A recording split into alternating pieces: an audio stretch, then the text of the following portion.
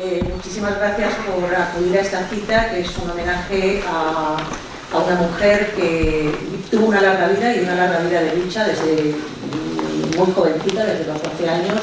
Fue una lucha por la libertad, por los derechos de los trabajadores y de las trabajadoras, por la lucha de las mujeres y porque representa a una generación de mujeres que luchó muchísimo y que muchas veces han permanecido y permanecen en el anonimato, pero que sin ellas no hubiera sido posible. Entonces, bueno, estamos hablando de Josefina, cuyo compañero marido era Marcelino Camacho, pero que ella tuvo, Josefina Samper, una vida propia, una vocación propia, mucho antes de conocer a Marcelino Camacho. Bueno, efectivamente, buenas tardes.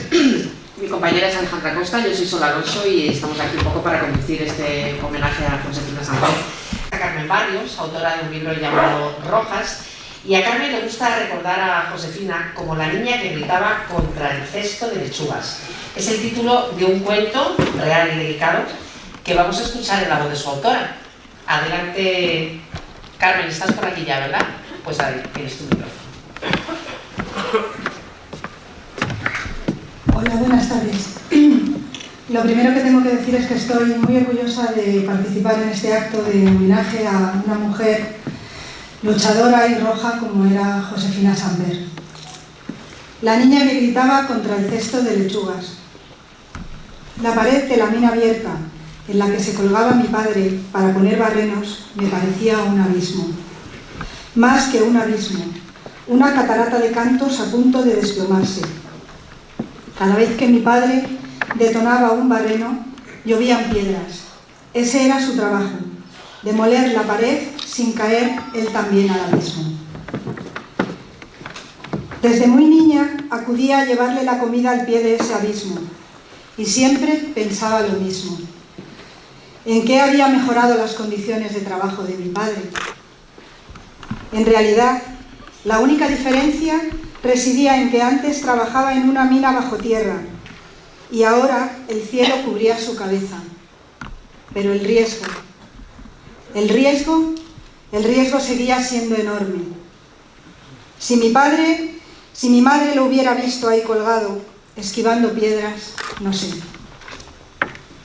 Mi padre era barrenero. En nuestra tierra, en Fondón, en Almería, ya trabajaba en una mina, pero dentro, arañaba con sus barrenos las entrañas de un monstruo que devoraba a hombres a muchos metros bajo tierra.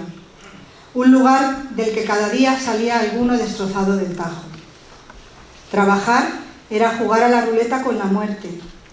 Las mujeres de los mineros vivían encogidas, vidas míseras y temerosas, y transmitían a sus hijos ese temor y esa miseria que costaba tanto quitarse de encima. ¿Por qué hay que ganarse el pan en esas condiciones? ¿Por qué hay que disputarle cada día mendrugos a la muerte? ¿No existe otra manera de sobrevivir? Por eso nos fuimos de nuestro pueblo al laberinto de hormigas de una ciudad portuaria como esa, llena de gente caminando con bultos de un sitio para otro, hablando en una lengua extraña que con el tiempo haría mía. Mi padre ya llevaba un año allí. Emigró por necesidad y cuando se afianzó nos llevó con él. Estaba deseando abrazarnos y se llevó un gran disgusto cuando los gemelos no quisieron que los besara. Lloraban y se zafaban de sus brazos. No le reconocían. Pobre padre. Si cierro los ojos veo su rostro emocionado, entre triste y alegre. Las calles de Orán, el laberinto de callejas polvorientas y agitadas, llenas de gente, el calor pegajoso, la brisa del mar en la bahía abierta y los barcos, los grandes barcos cargueros que llenaban la ciudad de mercancías. Y tardé en ir. No sé si en algún momento de mi vida superé el estigma del 10%. El 10% para poder aprender, el 10% para poder trabajar, el 10% para poder entrar a remover mermelada en una fábrica, el 10% de rebeldes, siempre el dichoso 10%, el puñetero 10%. Y pienso, y recuerdo, y la conciencia, la conciencia que se va formando en mí, en una niña que ve el mundo desigual e injusto que la habita, ese mundo convulso y despiadado de los años 30, donde el fascismo quema la vida, muerde las piernas y los brazos de las gentes, derrumba las cabezas, abrasa los pueblos con sus manos, con sus bombas de odio de clase y expulsa de su casa a los que sobreviven. Esa niña se pregunta por qué. ¿Por qué la vida tiene que estar rodeada de azotes y no de caricias? Y nunca he dejado de estar. Porque la infancia es un lugar al que regreso cada madrugada. Y me paseo por sus calles y sus plazas para recordar mi nombre, para recordar quién soy y por qué soy como soy. Hija de obreros, compañera de obrero, madre de obreros y mujer obrera, roja, luchadora, que nunca deje de serlo.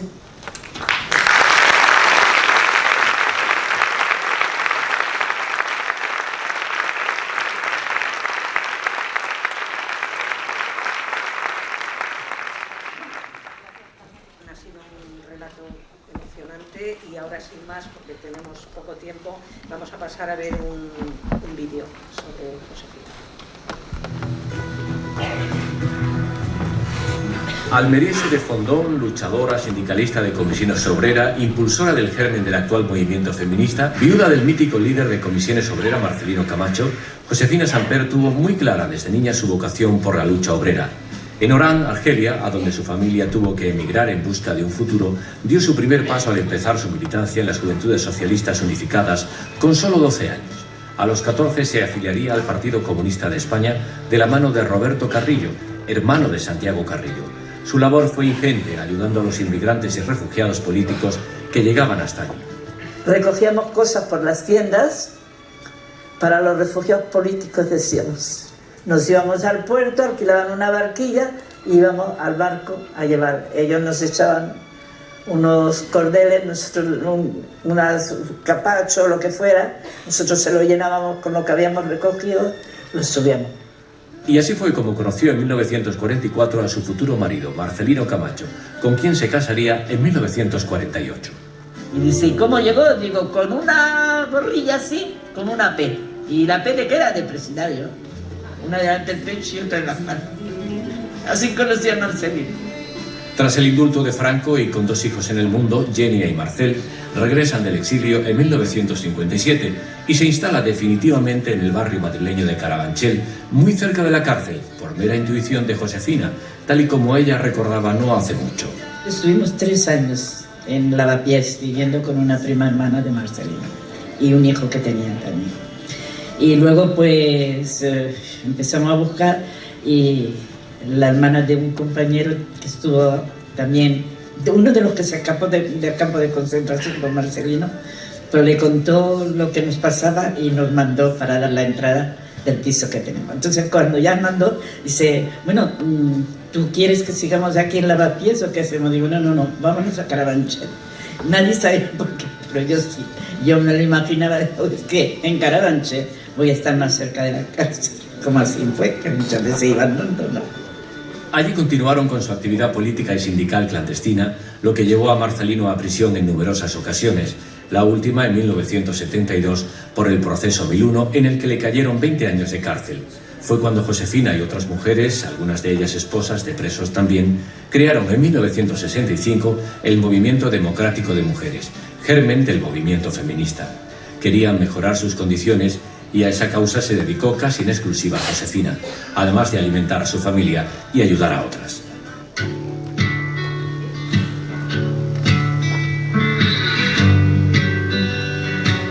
En 1975 el rey Juan Carlos concedió el indulto a los presos que habían sido encarcelados por el proceso 1001. Es cuando comienza para ella una nueva vida fuera ya de la clandestinidad e intensa en su actividad política y sindical. Tras la muerte de Marcelino, Josefina se dedicó a transmitir su memoria con el objetivo de que las nuevas generaciones no olvidasen su mensaje y siguieran luchando por los derechos de los trabajadores. Yo creo que lo que debemos de reconocer, no solamente de aquí, sino de toda España, es que Marcelino lo único que quería era un bienestar y una seguridad del ser humano desde que nace hasta que muere, luchando, pensando, como decía, pensar que nada nos regalan. En este mundo nada se regala, todo hay que conquistarlo, y para conquistarlo hay que prepararse. Para mí, Josefina es alguien que había merecido ya naturalmente que prestaran su atención, que ha estado ahí desde que nos casamos y antes de que nos casamos, como ella ha anunciado en su cosa. Sí, ni nos domaron, ni nos doblaron, ni nos deben domesticar. Padam, padam, padam, il arrive en courant derrière moi. Padam, padam, padam, il me fait le coup du souviens-toi.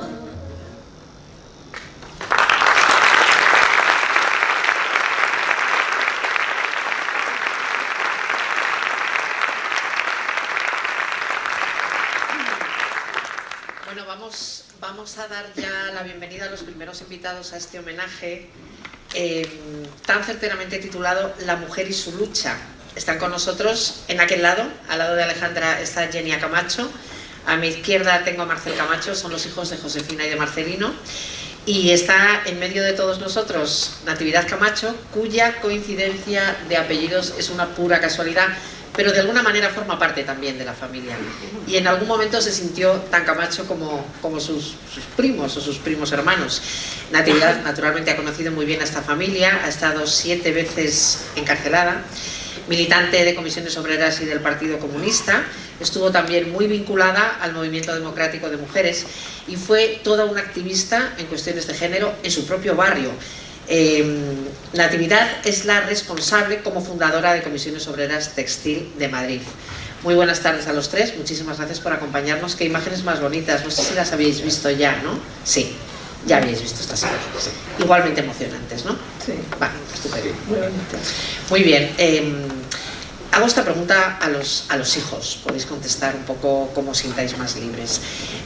A mí, y me imagino que a todos los asistentes, nos apetece saber un poco cómo pueden crecer 2 niños con 2 padres tan implicados políticamente en la lucha sindical, en medio de una dictadura. No siempre fue así, pero ¿cómo os sentíais? ¿Con orgullo?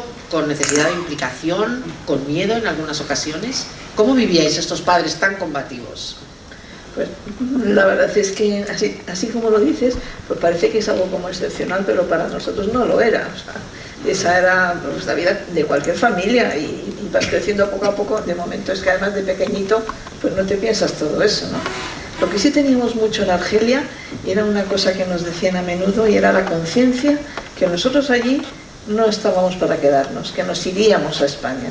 Eso nos lo decían a menudo. También teníamos ese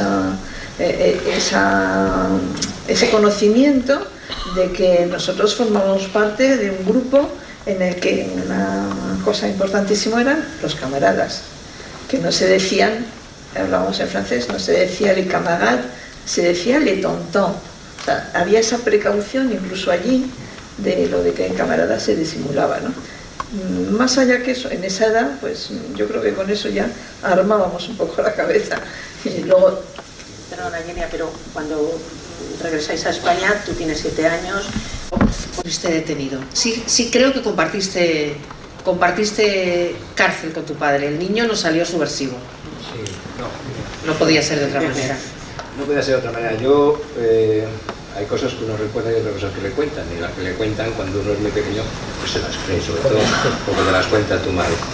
Mi padre estuvo preso también en Orán, que detuvieron varias veces, ¿no? Por aquellas cosas de los papeles y de los inmigrantes que peleaban. Y en una de las veces, pues me llegó a la comisaría a ver a mi padre en brazos. Y ella me decía que yo le decía al policía, ¡me hago!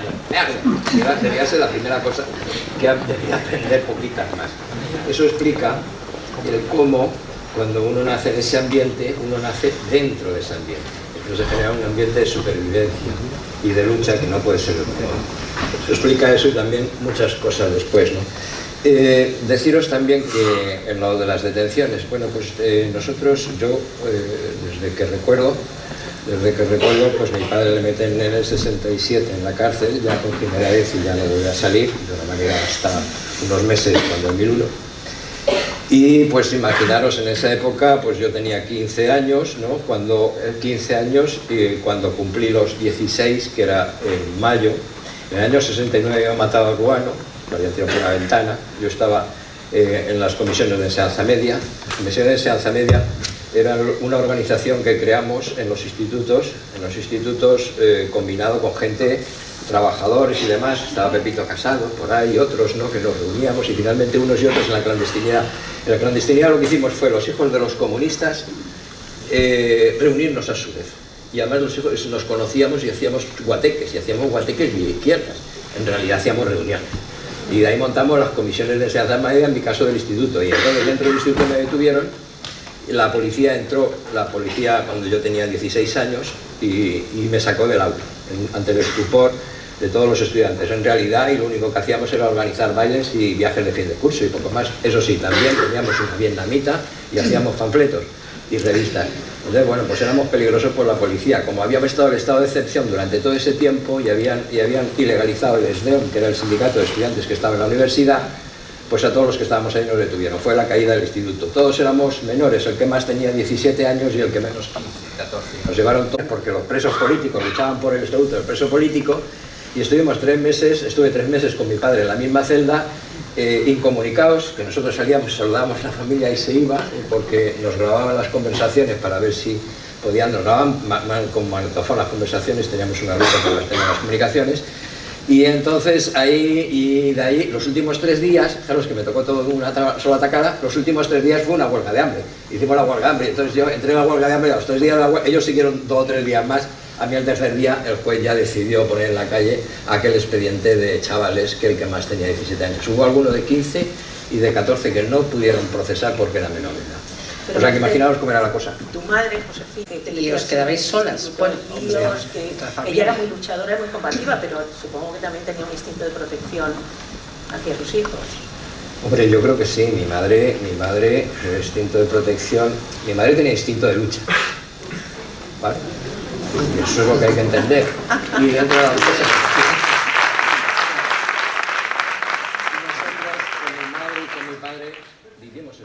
lucha y nadie nos lo ha quitado nunca. Es un instinto de rebeldía, un instinto inconformista, un instinto de decir las cosas por su nombre, aquí o allá, donde haga falta, con los nuestros o con los nuestros y con la policía más.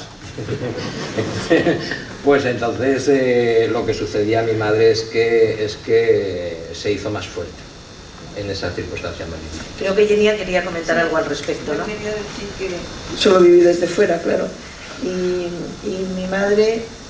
Yo le veía a mi madre muchísima peor cara. Ese tiempo, esos 2 meses y pico que estuvo Marcel preso, que con papá, salvo de que estuviera su niño preso, le rompió las entrañas. O sea, era una luchadora, y de hecho en ese periodo mandó cartas, no sé qué, pidiendo también la libertad de Marcel. Pero vamos... Pero yo tengo que decir que si sufrió se lo guardó, ¿eh? ¿Qué has dicho? Que si sufrió, se lo guardó. Sufrió, se lo guardó para ella. Quiero decirte que eso Vamos, que estaba acostumbrada a mantener el tipo en situaciones muy complicadas. Yo he visto las cartas que nos escribíamos. Hombre, claro, la carta que os iba a poner a la cárcel. No os iba a decir lo pasa fatal. Claro. Eso no se decía.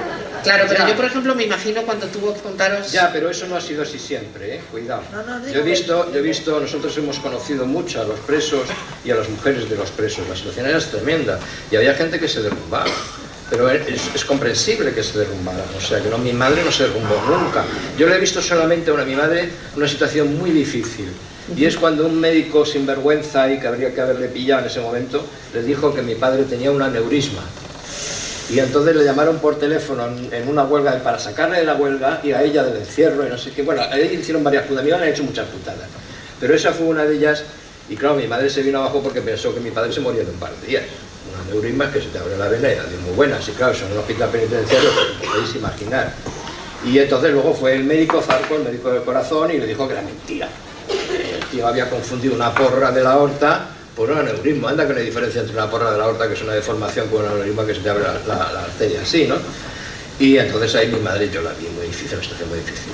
A él el expediente y así lo supimos. Abogados normalmente. Claro, los abogados generalmente eran los primeros que Normalmente era María Luisa, eran los que porque pasaban los papeles propiamente dichos con el ventanico de los abogados. Nosotros en nuestra comunicación, bueno, papeles pasábamos a montones, claro, con los agujerillos que hacíamos, Claro. pero o sea, ha pasado cantidad de papeles, y mi madre, la experta mayor del reino en pasar papelillos de todo tipo, de pasar y sacar, ¿eh?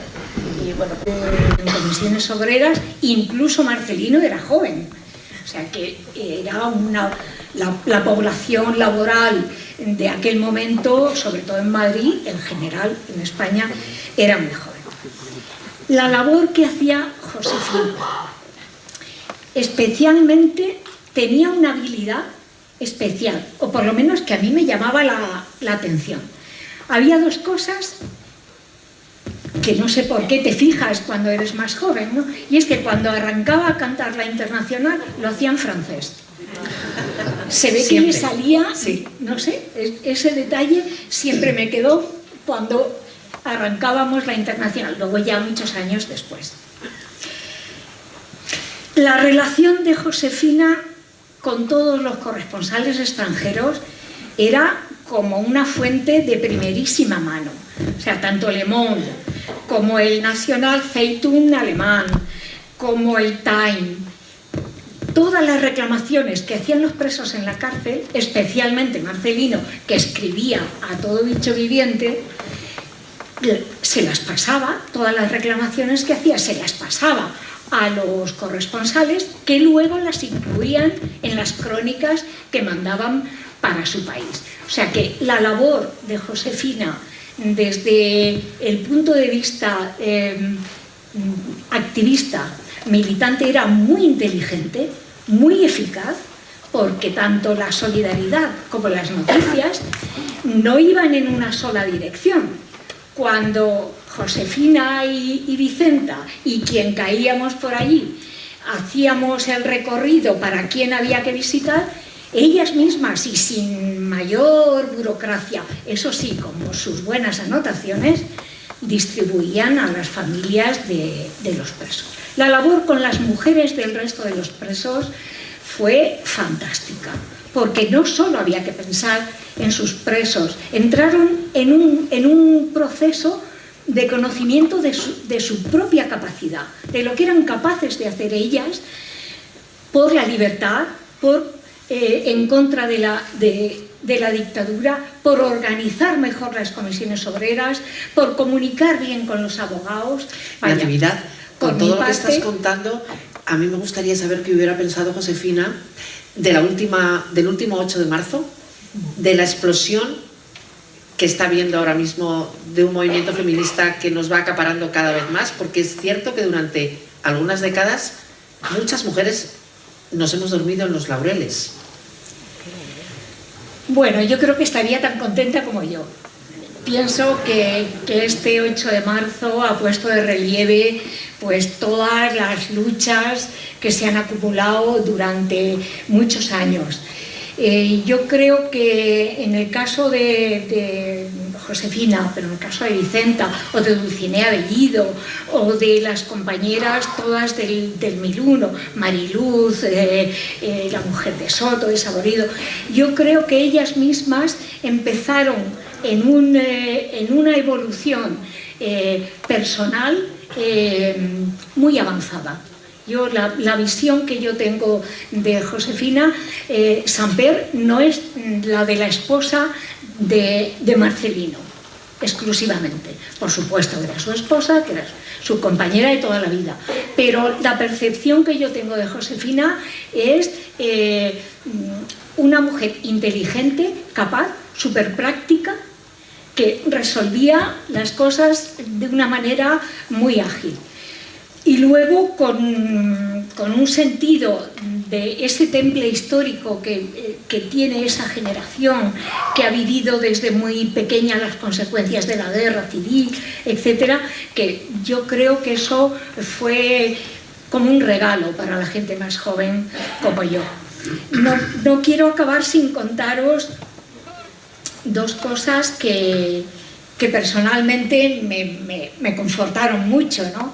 Una es la de decir que yo era su sobrina Y que yo ya le decía, mira, Josefina, yo ya tengo antecedentes propios suficientes como para que encima digas que soy familia vuestra. Y mucho mejor. Así sabrán que cada día somos más luchando contra el franquismo. Con lo cual, la ayuda pues era nula, pero en aquellas circunstancias que alguien te asuma como familia, pues era muy reconfortante. Y luego la última, yo estaba en el hospital de Carabanchel, en la cárcel de madres, que a las madres nos metían en un sótano. Yo estaba embarazada de mi hijo Alex, ya casi pues a punto de dar a luz, porque los calendarios biológicos afortunadamente no siempre coinciden con la fecha del calendario. Por 10 días mi hijo Alex no nació en la cárcel, pero allí recibo un paquete y que es de Josefina, que me manda una toquilla azul que habían hecho los presos y un poncho para mí. La toquilla para el bebé. La toquilla para el bebé. Mi hijo, yo salgo de la cárcel el 2 de julio. Mi hijo nace el día 12. Hacía un calor terrible, pero yo le puse la toquilla a mi niño.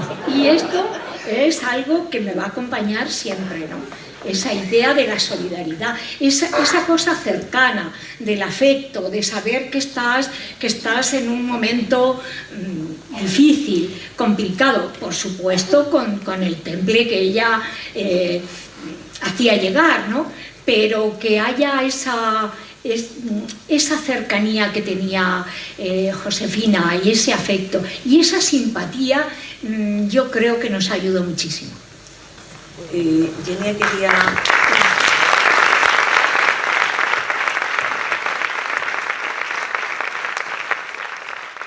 Yo quería comentar un poco, porque nos hemos pasado al 67 y eso con mi padre, con los juicios, etc. Quería comentar un poco los años 65, casi 64, pero desde luego 65 en adelante en el Movimiento Democrático de Mujeres. Yo recuerdo, bueno, yo no estuve nunca en el Movimiento Democrático de Mujeres porque entré directamente en la organización del partido, en la escuela técnica en la que estudiaba, pero las veía a mi tía y a ella, y también a otras vecinas, como la madre de Lola, que está por ahí, cómo trabajaba el Movimiento Democrático de Mujeres.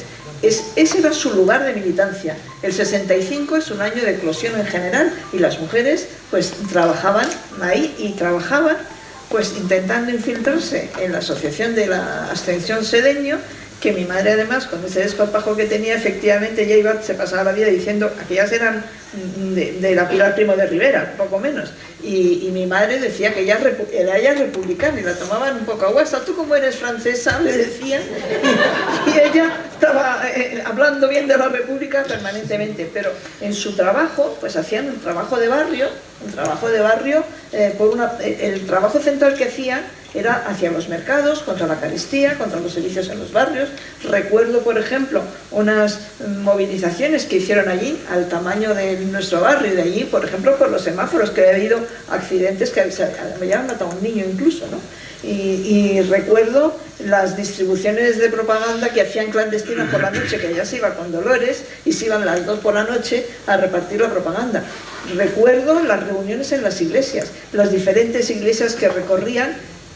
Recuerdo los cursos de alfabetización que montaban, y recuerdo las reuniones que hacían entre ellas para discutir, para hacer lecturas colectivas del segundo sexo, es decir, aquellas primeras corrientes feministas entraban en ese modo.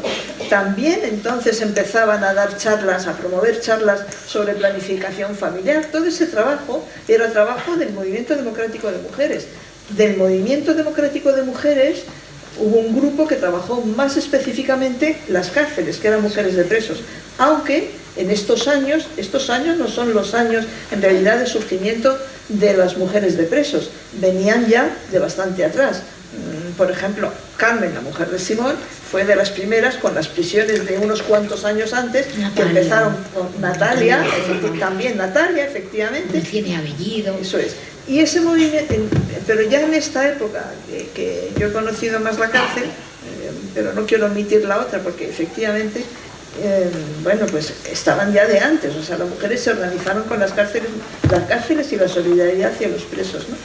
Pero en la época nuestra, efectivamente, lo de las cárceles, lo de las mujeres de presos, luchan, son el enlace de los presos con la calle y además, claro, ellas son, digamos, como el altavoz principal de la lucha por la amnistía. Ellas con aquello iban bien adiestradas por los abogados, en el sentido de qué podían decir y no cuando las detenían o las llamaban a declarar, ¿no? Pero en la lucha por la amnistía tuvo en ellas, digamos, también esa defensa hacia mucha gente que a lo mejor por otra vía llegaba menos, pero allá se iban a todas las personalidades y no, digamos, tenían una especie de afición especial por la conferencia episcopal y todo eso, ¿no? Sí, eso se lo tenía muy trabajado. Y bueno, tuvieron un papel en la lucha por la amnistía. Y algún guateque comunista también hacíais las mujeres, ¿no? ¿O solo ellos? Bueno, no, estos guateques comunistas que decía tu hermano que se dedicaban a hacer. Es que nos reuníamos por grupos naturales y los grupos naturales eran los derivados de las células, lógicamente. Marcel quería añadir algo también. Vamos, yo quería destacar un papel de ella. Bueno, deciros unas cosas. La primera movilización es de las mujeres en Tales, el juicio de Burgos, ahí es donde se movilizan las mujeres, el primer conato fuerte. Después el de la Eucaristía. Os quiero decir que los panfletos las mujeres las hacían a mano, la mayor parte a mano, no siquiera con eso. Las primeras se escribían y cada una se decía yo hago 100, yo hago 10, yo hago no sé qué, y se quedaban por las noches y luego se repartían. O sea que había un trabajo ahí. La lucha de la Eucaristía por parte de las mujeres que la encabezaban ellas fue, os quiero decir que el movimiento de mujeres en general cuando nace fue relativamente bien visto por los hombres, ¿vale? O sea que lo sepáis, incluido dentro de las organizaciones de izquierdas, ¿eh? O sea, digo ahí, porque vosotros podéis imaginar, ya, claro, pero dentro de su sitio natural pues se veía con cierto recelo, pero sin embargo ahí avanzaron diferentes tipos de movimientos de mujeres, ya sean más vinculados a la universidad, más vinculados a los presos, más vinculados al sector trabajador, y todas ellas fueron confluyendo. En donde confluyeron fue en el movimiento de la Eucaristía. Bueno, mi madre, ¿cómo hacía eso? Mi madre, una cosa concretica, mi madre ya sabéis que en la época de los presos y antes, ¿no? Bajaba, buscábamos un taxi, cogíamos un taxi a Carabanchel, y entonces ahí iba la Josefa y decía a la cárcel de Carabanchel, pero no a ver un preso común, sino a ver un preso político en la Sexta Galería, Marcelino Camacho, y el taxista hacía pero eso era constante. O sea, cuando iba al mercado de Puerta Bonita a comprar, porque mi madre compraba unas bolsas enormes de fruta y tal para llevarlas a Carabanchel, y venía cargada que se le rompían los hombros. Mi madre, ya visteis que era siempre así, eso son las bolsas de kilos y kilos de fruta para llevar. Nosotros mi madre daba de comer a 20 presos en Carabanchel, con unas ollas así de grandes, que bueno, si veis la película lo veréis, todo eso contado, como lo contamos también nosotros. Cuando iba al mercado a comprar, hacía lo mismo, puesto a puesto, y decía, denme, sí, porque claro, tú no vas a comprar 10 kilos de naranjas, 15, no sé qué, decía, esta mujer tendrá un restaurante. No, decía, voy a dar de comer a los presos políticos. Mi madre en el mercado era conocidísima porque se iba haciendo una propaganda, era una forma de trabajo político. Sí. O sea, era otra forma de trabajo político. No es que le gustara decir no sé qué, es que por donde iba tenía que decir lo que hacía y lo que pasaba.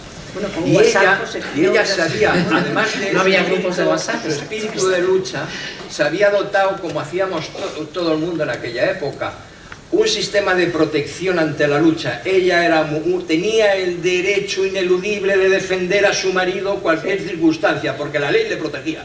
Y eso se lo cascaba a cualquiera que le dijera. Bueno, ¿le protegía o no le protegía? Da igual, porque cuando habían los encierros de la cárcel, bien que les dieron y le llevaron a la policía. Pero ella, allí que iba a todos los sitios diciendo y protegiendo, en realidad, la lucha de todo el mundo. ¿Y vuestro padre era un hombre feminista? Bueno, mi padre... Vamos a ver. Si nosotros somos como somos, y bueno, somos más avanzados que otros, es porque ahí había, desde luego, una concepción radicalmente distinta. Mi padre era leninista. Vamos a ver. Y si alguien...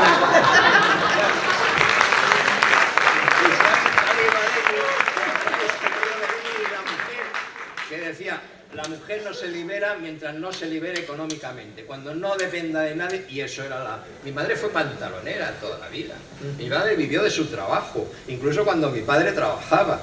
Es decir, mi madre siempre trabajó, Y de hecho, cuando nosotros, mi padre, me meten en la cárcel, nosotros no vivimos de la solidaridad, vivimos de los pantalones que cose mi madre. Y podemos estudiar gracias a los pantalones que cose y a los jerseys que hace. Porque todo el dinero que nos daban los compañeros de Perkins, que por ahí hay algunos que no faltaron nunca a dar dinero, ese dinero iba a los presos. Con ese dinero se pagaba la comida de los presos. Y lo demás, mi madre trabajaba para el sastre, que vivía 2 pisos más abajo y que era un hombre genial y que la dio siempre trabajo, siempre que pudo trabajo. Y luego había una tienda en General Ricardo para la que hacía jerseys. Y ese era su trabajo, pues la máquina de coser, la misma máquina de coser que en los años de la posguerra a mi tía y a mi abuela les ayudó a las 2 mujeres allí a salir adelante porque los hombres estaban en la cárcel o en la guerra. La misma máquina de coser, otra similar, es la que le sacó a mi madre y nos sacó a todos adelante. Y los puntos. Eso de que mi madre está siempre pues, tricotando y por eso hace esos jerseys. Bueno, veréis, bueno, por favor, los jerseys de Marcelino que han abrigado a toda la transición española. Porque ha hecho muchos jerseys. Cerrar no, solo una cosita, es decir, al hilo de lo que dice Marcel, que mi madre estaba orgullosísima respecto a que éramos capaces de sostenernos a nosotros mismos, como ha contado. Los dos estudiasteis, además. Sí, estudiamos, pero bueno, empezamos a trabajar. Yo el primer año de mi padre en la cárcel ya definitivo empezó en la fábrica y ya las comisiones obreras. Claro, o sea, quiero decir, la realidad te coloca donde tienes que estar. Lo que iba a contar es que en aquellos años de cárcel, que nosotros funcionamos económicamente, como ha dicho, pues una vez vino María Luisa Suárez y le trajo a mi madre en una bolsa un dinero y le dijo: Josefina, esto es por si tienes necesidad, que no paséis necesidad. Y mi madre cogió eso, lo guardó muy bien guardadito, que ya hacía muchas dobleces cuando tenía una talerilla, lo guardó muy bien guardadito en el armario de la tía, al fondo. Y cuando después mi padre salió de la cárcel, un día que pasó por allí María Luisa, le vino con la misma bolsita, no había tocado nada, y decía, lo mismo. O sea, el esfuerzo por no tocar nada, o sea, se podía pasar, necesidad nunca pasamos, esa es la verdad, ¿eh? Pero vamos, estrecheces unas cuantas, pero ella, ese dinero de la solidaridad que era intocable. Era intocable, y ahí se lo devolvió y estaba muy orgullosa de eso. Decía, el dinero que me dieron de partido era María Luisa Suárez, eran de una colecta en el partido, ¿no? Y lo devolvió, pues eso, tal cual.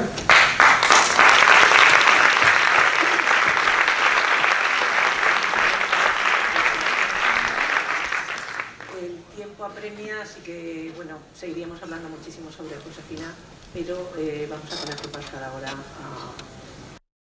con el homenaje y os damos las gracias, hemos disfrutado muchísimo con vosotros y os damos las gracias por muchas cosas, por el testimonio y por lo que sembrasteis.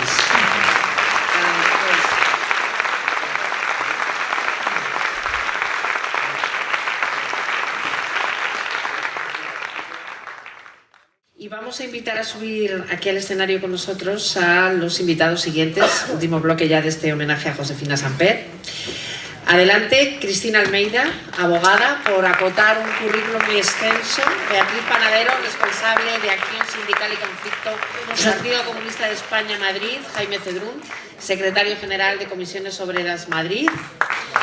Y Unai Sordo, secretario general de Comisiones Obreras. Muy buenas tardes a los 4. ¿Estamos todos? No. ¿Y todas? Todes. ¿Estamos todes? Bueno, Alejandra, adelante, te toca empezar a preguntar. Vamos a pedir brevedad, sí, porque es que aquí nos echan. O sea, bueno, pues nos quedamos encerradas, que es muy del movimiento. Cristina, tú eres una habitual de las cárceles franquistas, pero no porque estuvieras detenida, sino porque eras abogada, y una joven abogada. Si la labor de mujeres como Josefina, todo hubiera sido mucho más difícil, incluso la lucha quizá no hubiera podido salir adelante, ¿no? No de mujeres como yo, de abogados y abogadas como yo, porque había muchísimos abogados y abogadas que nos fuimos aprendiendo. Yo aprendí con María Luisa Suárez, y aprender de María Luisa Suárez, aprender de Marcelino, aprender de comisiones, aprender de todas las cosas. Antes de terminar la carrera ya estábamos deseando que nos dieran el título. ¿Por qué? Pues porque sabíamos que lo podíamos poner al servicio de los trabajadores. Y para mí fue muy importante, porque precisamente en la carrera, en el año 62, cuando detienen a Julián Grimau y el fusilamiento de Julián Grimau, marcó una etapa en España. Era tal la revuelta interior y exterior, sobre todo, que se creó el Tribunal de Orden Público. Antes todos los juicios políticos estaban en los militares y los abogados no podíamos actuar en los tribunales militares. Por eso coincide la iniciación del Tribunal de Orden Público con prácticamente mi terminación de la carrera, y la de Manuela, y la de Paca, y la de muchos abogados, ¿no?, que estaban antes y que vinieron después. ¿Y por qué era fundamental? Pues mire, hace poco salió un libro, bueno, han salido 3 tomos, que se llamaba Abogacía Antifranquista. ¿Y qué era? Pues era una relación de todos los abogados que habían puesto su vida allí. Y ahí, ¿cómo se hizo ese libro? Pues porque estaban unos investigadores haciendo la memoria histórica de Asturias, hablaban con todos los mineros, con todos los detenidos, y decían, y de repente llegó el abogado, llegó la abogada, y era como un punto, y entonces dijeron, bueno, habrá que hablar de los abogados. Y yo, claro, si veo a Nati, veo a tanta gente, veo aquí, pues es que nos hemos desarrollado juntos, los abogados y las abogadas, nos hemos desarrollado juntos con los trabajadores, con los sindicatos, éramos los abogados clandestinos de unas comisiones obreras clandestinas, y como tal, pues teníamos contacto con toda esa realidad. ¿Y conocías a Josefina de aquella época? Bueno, conozco a Josefina porque casi de mis primeros juicios fue uno Marcelino con María Luisa, y entonces es entrar en el mundo de Josefina. El mundo de Josefina tenía 2 partes. Josefina era la mujer de Marcelino, pero Josefina era una batalladora que antes y después de conocer a Marcelino, pues sabía muchas cosas. Yo profundicé con ella desde que, pues me cuento un anécdota, tuve que reunirme con ella, porque teníamos un problema, es que a Marcelino Camacho le pedían 6 años, porque, digo 6 meses, porque Comisiones Obreras era una organización que no había llegado a constituirse, y en el intervalo hasta que se celebra el juicio, pues condenan a la primera Comisión Obrera de Vizcaya y la nombran como filial del Partido Comunista. Los tribunales, todo eso por letras. Y entonces, cuando llevábamos a los juicios, los 6 meses que le pedían a Marcelino, inmediatamente se convertirían en 4 años, 2 meses y 1 día. Y le digo, Marcelino, te tienes que conformar con la pena de los 6 meses. Decía, yo no me conformo, yo no puedo reconocer que Comisión Obrera es ilegal. Digo, pues macho, es que va a ser igual de ilegal con los 6 meses, pero tú te vas a quedar de más de ilegal con 6 años, o con los que le tocaban en aquel entonces. Bueno, pues tuve que llamar a Josefina para poder convencer a Marcelino de que era una práctica ya de todo, que no nos podíamos ir a juicio y perder más años solo porque unos señores en Vizcaya habían declarado las comisiones ilegales y filial del Partido Comunista. Nos costó que lo entendiera. Y al final, para decir, tuve yo que decir que me conformaba, porque a él no se le oía del cuello de esas del 6. No le salían las palabras. Pues no quería que le salieran. Y yo decía, que sí, señoría, que se conforma. Porque él le daba, bueno, era contra su idea, cuando más amistad hice, pues, con el juicio 1001. Entonces, eso fue ya una gran batalla, porque, bueno, todos lo sabéis, encima, que el día que empieza el juicio, porque antes del juicio los 10 de Carabanchel hacen una campaña por todo el mundo, y aquí vienen todos los sindicatos de todo el mundo, porque era una labor inconmensurable. Las mujeres de los presos eran una organización propia. A ellos los tenían dentro. Siempre dicen, detrás de un gran hombre hay una gran mujer. Y detrás de una gran mujer, ¿qué hay? Pues lucha, pues ir tirando para todo, pues hacer su propia iniciativa. Y era lo que hacían. Lo mismo llevaban comida que se iban a ver al Papa, porque es que llegaron... Hay que reivindicar una memoria histórica de las mujeres de los presos. Está claro. Y de las mujeres sindicalistas también, desde luego. Las mujeres de los presos sí. Eran... Bueno, a mí me vino una vez una porque preparaban, tenían unas cadenas y preparaban comida para todos los presos. Y allí la llevaban, y me acuerdo que una me dijo, hoy mi hijo me ha dicho, tiene 7 años, dice que quiere ser preso político. Dice, ¿cómo es para comer esas cosas tan ricas que le llevan a los presos? Y dice, nunca he hecho nada de comer que no le haya puesto un Hombre, plato las a mi paellas hijo. y las magdalenas de Josefina eran muy ponderadas, Ya, pero era efectivamente. el tema ese de decir, bueno, esto debe ser un chollo, lo de ser preso político. Y entonces, hasta que le explico. Pero realmente era una organización propia y que con el 1001 se notó. Aquí estaban todos los sindicatos del mundo el día 20 de noviembre del 73 y ese día matan a Carrero Blanco. Imaginaros la que había allí como para que de repente te digan que han matado a Carrero Blanco. Y esto que querían que se cerrara el juicio y nosotros pidiendo la suspensión, Ruiz Jiménez, porque estos no se habían enterado, estaban suspendidos el juicio y estaban encerrados y no sabían. Entonces la angustia de las mujeres fuera, de decir qué va a pasar, nosotros dentro y ellos sin saber nada porque nadie les dijeron, y insultándonos casi, ¿cómo vais a pedir la suspensión si queremos el juicio? Hasta que con gestos le logramos decir que habían matado a Carrero Blanco con las cejas, con todo eso. Y al final dijeron, suspender, porque claro, era una lucha mantenida. Mímica tuvisteis que decir que habían matado. Lo de las cejas yo ya lo había oído. Con mímica tuvisteis que decirles que habían Claro, matado. Sí, la mímica era las cejas, como le llamaban cejas y todo eso, pues tuvimos.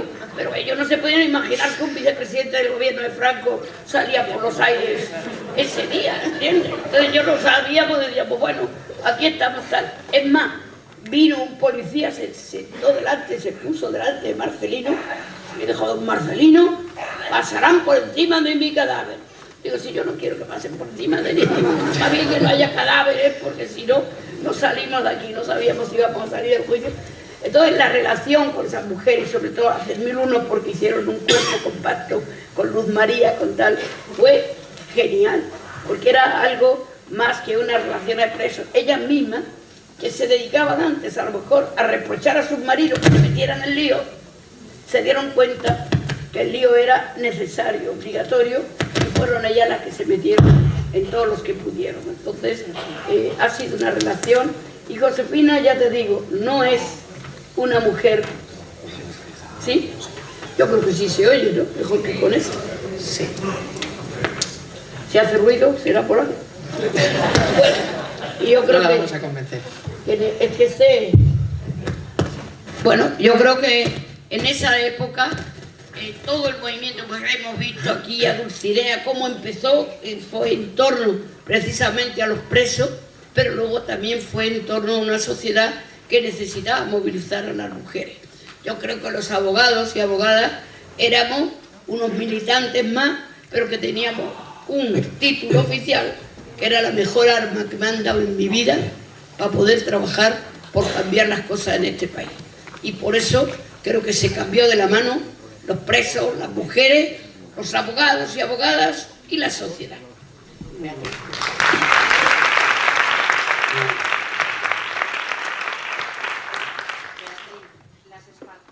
Coca-Cola, las Kellys, las aparadoras de leche y Elda, ¿qué aportan específicamente las mujeres sindicalistas al movimiento feminista y viceversa? Bueno, yo creo que las mujeres sindicalistas lo que estamos aportando también es un cambio en la propia sociedad, es decir, que las mujeres que ya están reivindicando sus derechos, que ya no son tan conformistas con el hecho de que estemos invisibilizadas en muchos sectores, que estemos cobrando menos salarios, que tengamos jornadas más reducidas. Yo creo que el hecho de que las mujeres ya no solo nos hayamos incorporado al mercado laboral, sino que además estemos reivindicando nuestros derechos de una manera no tan pasiva, tan invisibilizada, sino estando al frente de las luchas, yo creo que es muy positivo que nos estemos organizando y que estemos luchando por nuestros derechos.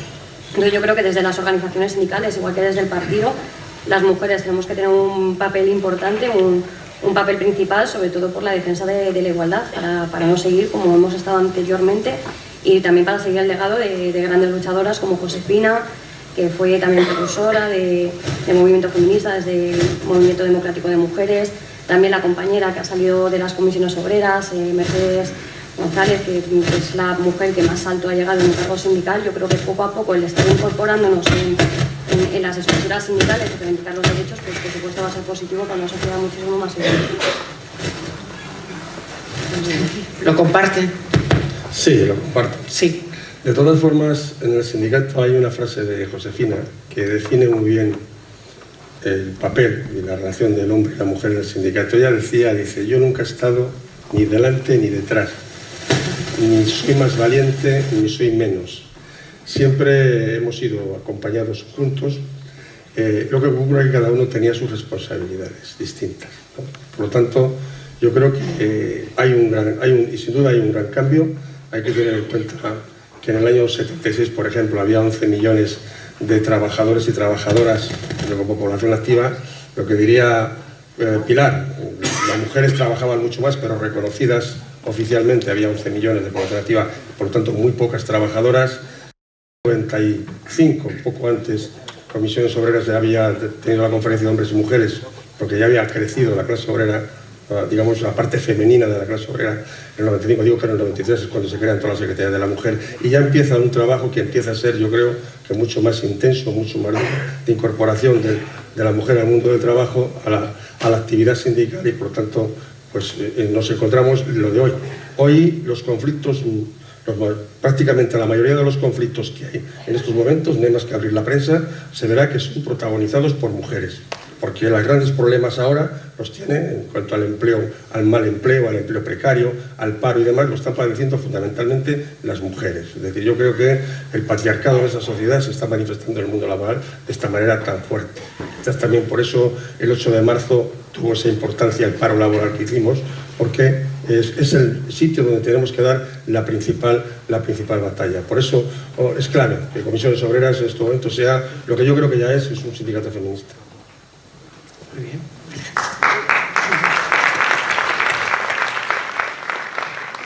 Como tenemos poco tiempo, te vamos a hacer una sola pregunta que seguro que te vas a alegrar de que te la hagamos. ¿Cómo valoras el gobierno de Pedro Sánchez? La presencia de mujeres. Bueno, es muy relevante el número de mujeres que ocupan cargos ministeriales, ¿no? Yo creo que tiene que ver con un olfato político, de que este es uno de los grandes vectores de movilización sociológica que hay ahora mismo en España, y que estamos viviendo un proceso, yo diría, de empoderamiento colectivo como no hemos conocido en mucho tiempo. Y desde ese punto de vista, pues evidentemente no está mal tirado por parte del presidente del gobierno a haber conformado un gobierno con una presencia muy mayoritaria femenina, un gobierno que, más allá de valoraciones sobre su acción gubernativa y más allá del sesgo ideológico que acabe por tener, ha sido muy bien valorado en cuanto a la capacitación de las personas que están, ¿no? A mí en ese sentido me ha parecido una jugada interesante e inteligente, ¿no? La valoración del gobierno es pronto para hacerla, ¿no? Yo creo que estamos... Bueno, me refería a la composición. Sí, la composición, pues bueno, la composición, yo creo que este movimiento seguramente no se hubiera dado de esta manera sin lo que ha ocurrido en España en el último año, ¿no? En los últimos meses incluso, que no es más que la consecuencia y no es más que una especie de río crecido que venía en este país desde hace tiempo y que ha cristalizado en una enorme movilización el 8 de marzo. Pero yo creo que refleja un montón de malestares latentes en las mujeres en este país, que tienen una dimensión laboral, que tienen una dimensión económica evidente, pero que no solo se explica desde la dimensión laboral y desde la dimensión económica, que tienen que ver con un concepto colectivo de empoderamiento que todavía se ve discriminado o se ve en situaciones de desigualdad en muchos terrenos de la sociedad española, donde el tema de la seguridad y el efecto letal, ¿no?, que ha tenido sobre esa sensación de sentirse muy acosadas las mujeres, la violencia machista y episodios como los que hemos vivido, pero que es un movimiento que yo creo que viene muy lejos. Yo lo hablaba, creo que en alguna jornada del 8 de marzo, previa al 8 de marzo, con Pilar y con Elena y con alguna compañera más. Cualquiera que haya estado en las manifestaciones del 8 de marzo desde hace 20 años era consciente de que aquí había un río que venía crecido.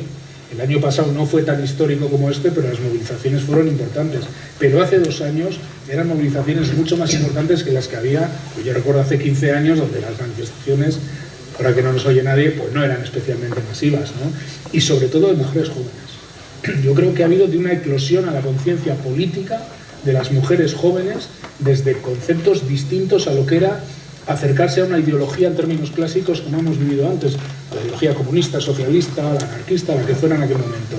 Se han adherido más a una especie de causa que las ha aglutinado en una especie de nueva forma de interpretar estas subjetividades colectivas, donde el hecho de ser mujeres juega un papel determinante, ¿no? Y creo que el sindicato tiene un papel muy importante que jugar para interpretar bien ese empoderamiento, esa identidad colectiva por el hecho de ser mujeres, pero dándole además una dimensión de clase. porque evidentemente son las mujeres trabajadoras las que más sufren todos los elementos de discriminación, de desigualdad, de segregación ocupacional, de techo de cristal, que, como decía antes Marcel, al final mucha de la dependencia y de las situaciones de desigualdad de las mujeres en la sociedad han tenido que ver con una menor autonomía económica a la hora de desarrollar sus proyectos vitales, ¿no? Y muchas mujeres se empoderan, se van a empoderar también en la medida en que tienes una autonomía económica para decir, ahí te quedas guapo, que muchas veces es un acto revolucionario en lo privado, pero que ahora mismo tiene una trascendencia pública y política evidente. Y es verdad que yo creo que Pedro Sánchez lo ha leído bien contestando a la pregunta. También el retroceso en el estado del bienestar perjudica fundamentalmente a las mujeres, porque han hecho la ley de dependencia, pero si no se dan presupuestos a la ley no obtiene resultados. La ley de conciliación, la conciliación familiar es muy difícil. De hecho, España es uno de los países que tiene más baja natalidad, pero claro, es que tenemos muchos frentes abiertos las mujeres, ¿no? Quiero decir que teníamos que reaccionar tarde o temprano. Sí, a primeros de marzo presentábamos un estudio en el que analizábamos la brecha salarial en España, donde el salario medio de las mujeres para ser como el de los hombres tendría que incrementarse un 30%, y había dos factores que explicaban la brecha salarial. Uno, el tiempo parcial, absolutamente feminizado, y dos, los complementos salariales que se dan en España y donde hay una diferencia. En el estudio nuestro hemos estimado del 44%. Y las dos cuestiones tienen que ver con la dificultad de compatibilizar la vida laboral y la vida personal cuando no hay una política de cuidados, una política pública para hacer frente a la situación de cuidados, de dependencia, que afecta de una forma muy sesgada a las mujeres, ¿no? Porque pues esto toma nota. Fue decir, estamos hasta las narices de aguantaros, de reclamar igualdad de derechos, igualdad de tal, cuando vosotros lo teníais de sobrado y nosotros lo hemos tenido que ir ganando. Y ahora ya estamos hartas de haber luchado por todo eso en desigualdad y ahora queremos también gobernar el mundo, porque el mundo lo están destrozando unas políticas y nosotros queremos salvar el mundo de esas políticas. Y hay un hecho claro, que lo hemos dicho el 8 de marzo y lo estamos viendo ya, y es el reconocimiento de que el cambio que ha habido en la clase trabajadora y en el movimiento sindical es un cambio como consecuencia del activismo que han tenido las compañeras sindicalistas. Si no, nos entendería cómo éramos hace 30 años y cómo somos ahora. Y por lo tanto, yo creo que en el camino que llevamos vamos hacia una sociedad mejor, más igualitaria, más justa, y desde luego la impronta y el papel de protagonismo fundamental de las mujeres que se tiene que jugar en este terreno. Esa es la lucha en este momento, yo creo, y en eso estamos. Josefina empezó a enseñar y no hemos dejado de aprender. A vosotros cogió a todos con el pie cruzado, pero hemos salido bastante enteritos de todo. Paso a Inés López, dar paso a Inés López, que es la persona que se va a encargar de poner un poco el cierre artístico a este homenaje. Quería dar las gracias a todo el público que ha asistido y aparte de los representantes de comisiones obreras, a los compañeros y compañeras de UGT, de USO, de grupos políticos como Podemos, PSOE, IU, Partido Comunista, Ciudadanos y Partido Popular, Federación de Asociaciones de Vecinos, Club de Amigos de la UNESCO y la Federación de la Sanidad Pública. Gracias a todos.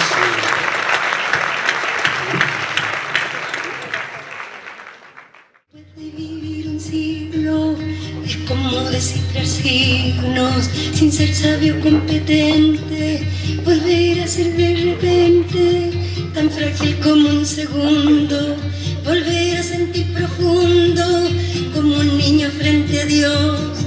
Eso es lo que siento yo en este instante fecundo. Se va enredando como en el muro de piedra y va brotando como el mosquito en la piedra, como el mosquito en la piedra. Y sí, mi paso retrocedido cuando el de ustedes avanza, el arco de las alianzas ha penetrado en mi nido, con todo su colorido se ha paseado por mis venas y hasta las duras cadenas con que nos ata el destino. Es como un diamante fino que alumbra mi alma serena. Se va enredando como en el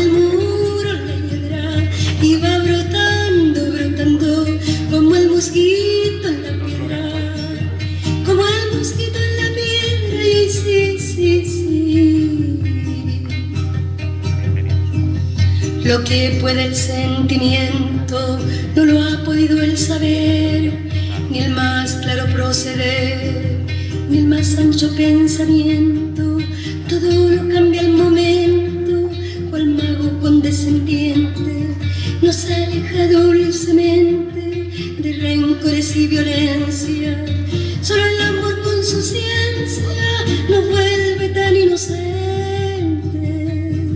Se va enredando, enredando como en el muro la hiedra, y va brotando, brotando como el mosquito en la piedra, como el mosquito en la piedra. Y sí, sí, sí, el amor es torbellino de pureza original, hasta el feroz animal susurra su dulce trino, detiene a los peregrinos, libera a los prisioneros. El amor con sus esmeros al viejo lo vuelve niño, y al malo solo el cariño lo vuelve puro y sincero. Se va enredando, enredando como en el muro la hiedra, y va brotando, brotando como el mosquito en la piedra, como el mosquito en la piedra. Y ahí sí, sí, sí, de par en par la ventana se abrió como por encanto, entró el amor con su manto, como una tibia mañana, al son de su bella diana, hizo brotar el jazmín, volando cual serafín, al cielo le puso arete, y mis años en 17 los convirtió el querubín. Se va enredando, enredando como en el muro la piedra, y va brotando, brotando como el mosquito en la piedra, como el mosquito en la piedra. Y sí, sí, sí.